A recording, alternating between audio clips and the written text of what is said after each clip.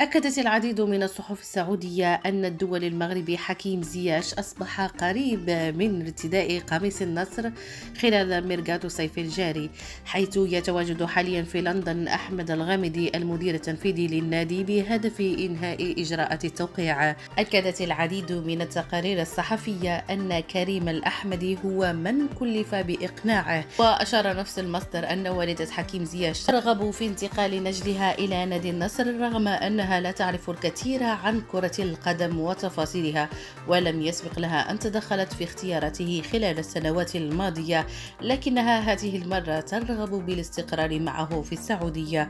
ويذكر أن حكيم متعلق كثيرا بوالدته كما شاهدناه في العديد من المناسبات وهو يحتفل معها، لأنها هي التي سهرت الليالي وعملت على تربيته وإيصاله إلى ما هو عليه اليوم. ويذكر أن والده توفي عام 2003.